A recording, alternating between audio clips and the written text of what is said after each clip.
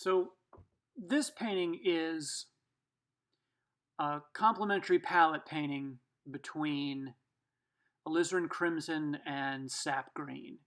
And what I'm going to do is I'm just going to do a play-by-play as this painting unfolds. It's mostly on high speed, as you can see, but there are going to be times when I'll slow it down so that you can see what my actual pace is while I'm painting. And look at that, here we are. So, because I don't want the viewer to get the impression that that the painting is done in a rush. It's not. And these days, in a lot of ways, paintings are being sort of explained in the media, social media in particular, and in the wider culture as either being incredibly time-consuming giant photorealist paintings or these very quick, masterful, kind of alla prima paintings. And the fact of the matter is, most painting happens in between. And in a lot of ways, the best painting happens in between. Because if you're working too quickly, you're not going to produce anything good. And if all you ever do is copy photographs, again, you're unlikely to produce anything good. So the idea of slowing down and finding a pace that works for you is probably one of the more important things that we can start talking about. But anyway, this painting is done in two colors plus black and white. Now, I'm going to talk about the colors, but I need to address something first. So if you're in my painting class, you noticed right away that I started this painting without an underpainting. So an underpainting under normal circumstances is just a painting in one color that we do as a way to solve the drawing problems. And then when that dries, or like right away, you can just start painting right over it. And that way, when you go to color, you can just focus on that. And I think that for the most part, for a project like this or a painting like this, an underpainting should be done, because really what we want to be doing is focusing on what's going on with the color. Where this video and this demo is concerned, one of the reasons I hate demonstration paintings is because whenever you're doing a demo, you're never actually painting the way you paint. And that's kind of what happened here. Like, a big part of what's going on in this painting is that I'm needing, because it's demonstration, I'm needing to paint a lot more efficiently than I normally do. My normal process is to slow way down and work on something for like a month. But this is a demonstration where we're just trying to show you what happens when you bring these two colors together. So there's no underpainting, but I think there probably should be. If I wasn't in a rush, I would have totally done one. And if you're in my class, I think you probably should. I didn't feel like I needed to here because the still life was right in front of me. I didn't have any really vexing drawing problems to worry about. Not sure why I put my palette up there. But if you want to freeze frame and just look at the colors, I think I was probably thinking that it might be useful for you to see what colors are on my palette when I started painting for real. So what you've seen up until this point was just me getting organized. And then the way I was getting organized was I looked at the big picture and I saw that the table was kind of the same value basically as the pot. And then there's the light background, and then there was the leaves. The part I'm painting right now, the wood chips and the part of the plant where the shells are and the rocks, that part I knew was going to be warm, so I had no choice but to surround it with cool. So the table was always going to be cold if the plant itself and the pot were going to be warm.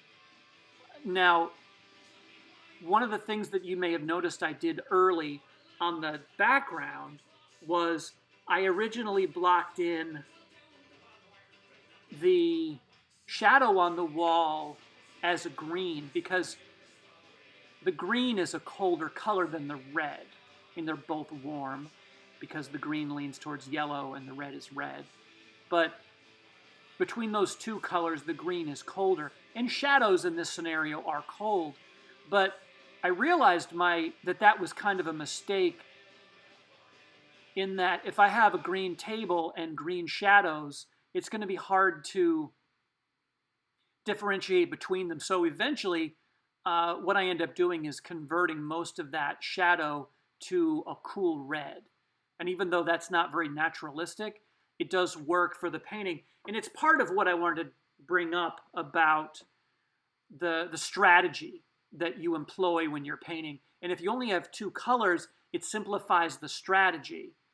And this video is specifically for my Painting 2 students, but because they're doing a project very much like this. The Painting 1 students their first experience with color is painting with ultramarine blue and burnt sienna. It's essentially the same problem we're dealing with here, and that's why I have the Painting 1 people watching this video as well as Painting 2. We're using different colors, but we're strategizing the same way. And I wanted to show how that strategy plays out on a big scale, but also on a little scale. So inside this pot, you can see that I have mostly darker reds, and then I'm varying the reds as much as I can. But I also have an area in the middle that's a darker green. And so I have the warm and the cool, the red and the green, the dark and the light. I have those things all running across from each other throughout just this little dark area in the middle. And then another thing that it's worth thinking about when you're doing any painting, but if you want to find out what these two colors are made of, you can start looking at what happens when the paint is transparent versus opaque. So one of the things that you're going to see me do throughout this painting is, like, let's take the table, for instance. I put the table down with a color that has some mineral spirits in it. It's very transparent. You can see the ground coming through. And I put that over the whole ground. I made sure I changed it in places. But I don't necessarily... I knew that wasn't going to be the finished table. So I tried to leave enough so that there would be transparent areas that could show through later, and we'll see that. But if you look closely right now at the top part of the dark that my brush is pointing at, there's one shape that's almost orange. And there are several orange shapes that are in the middle of the tree trunk and some of the wood chips. But Alizarin Crimson is a red that leans towards purple. So, and my other color is green, and then my other color is white, and the other one is ivory black, which leans towards blue. There are no colors in this scenario that could make an orange.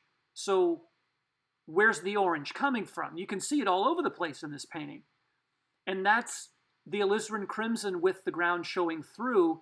When it's transparent, it's way more middle red to slightly orange than it is purple. As soon as you let it get a little bit more opaque, or you mix it with any of the ivory black or a gray, you suddenly go from this slightly purple red to a downright cold red.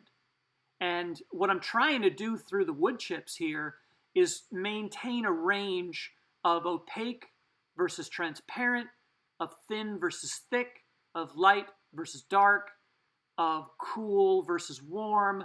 I'm trying to run all those things all at the same time.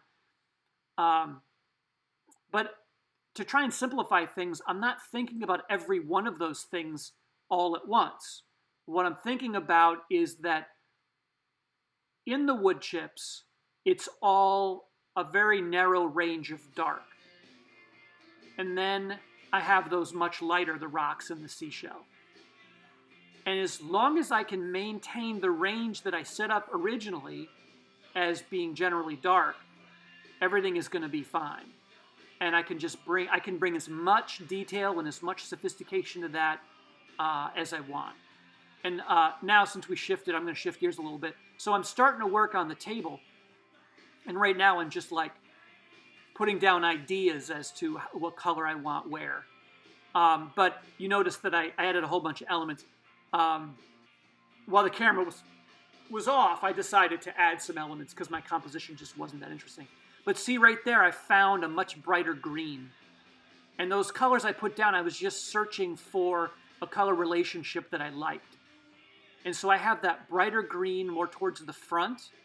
And what you're going to see me do is as the green table moves back, the color stays a little bit more transparent and it gets duller. You see that cool gray at the bottom? I moved it up to the top, and I'm going to cover that cool gray at the bottom with brighter green. And then as I move left, I'm going to let that table get cooler, and it starts out a little bit darker. I think that I lighten it a little bit. We'll see. But the main thing is that you're going to be watching this relatively early in like painting 1 and 2. But for the painting 1 people, it's really important when you have a ground plane that you don't paint it all the same color. Every single color I put down here is green. Well, except for that one part in the back, which I actually painted it red, and it still looks good. So that's weird. But you can see that throughout the table, I change the color constantly. And that's really important because there's an idea where color is concerned that if you put the same color in 2 different places, you're telling the viewer that those 2 spaces are the same. But the drawing is telling us something completely different. So we're going to talk about that more as time goes on. But be thinking about that. If there's one thing I can tell people that will make their paintings better, or it'll make their color better, is that if you can avoid repeating colors, your painting will just get exponentially better without you really doing anything else. So now I'm on to the leaves here, and this work is kind of repetitive, so I kind of give up on filming after a little while. But I wanted to show you the pace that I'm going at. I'm not really painting very quickly. I'm trying to isolate a few leaves that I know that I want to get right. And then the rest of it is just like sort of massing in some big shapes. And see how I put the paint on and wiped the paint off, where you can see that transparent green. I'm going to do my best to take advantage of that and leave some of it and paint over it. But mostly the way I do the leaves is I go in with my darks first. And since the leaves are dominated by green, one of my big concerns is where can I bring in red? And how can I change this green up? Because I only have 1 green. I don't have a lot to work with. So I started out by working up my darks. I have a straight up dark green. I have a green with black in it to make it slightly grayer. I have a green with red in it to make it slightly duller. And then I have like a red-gray that I'm using for the tree bark. There may be some green in there too. But now I'm going around the leaves to mass in the shape I want. And that's an important idea too. When you're trying to finish some information, the worst thing you can do is try to finish it like a small area without resolving what's around it first. And you can see here, I leave the wall in terms of finishing it. I leave that for later, but I paint around the leaves with basically the right colors so I can see what I'm doing on the leaves. If I don't have the background right, I have no chance at resolving the leaves at all. So that's what you're seeing me do there. And you can see right in the middle of the part I just finished, some of the leaves, I didn't even paint them. I painted around them because I wanted the transparent green to show through and some of the ground underneath to show through. And then I paint those other leaves either in the dark or in the light a lot more opaque. So that's a really important idea. When you only have two colors, it's really important that you do that. But if you can bring in that kind of thinking when you have access to all the colors, it's just going to make your paintings seem just insanely complicated to everyone but you. You're going to know that you slowly worked your way through them and resolved problems one at a time. But to everyone else, it's just going to look like magic. But so while things are starting to wrap up, let me talk about complementary colors, because we sort of got rolling and then we skipped that. But if you have a color like Alizarin Crimson, and actually I know that I said it's Alizarin Crimson, but let me read to you what the name of the color is. It's an Old Holland color called Madder Crimson Lake Deep Extra. If you want to know what the color was, that was the red, and it's basically the same as Alizarin Crimson. It's made from different materials, but they do the same thing. It's a dark red that leans towards purple. Now, if you're dealing with complementary colors, those are colors that are opposite each other on what amounts to an imaginary color wheel.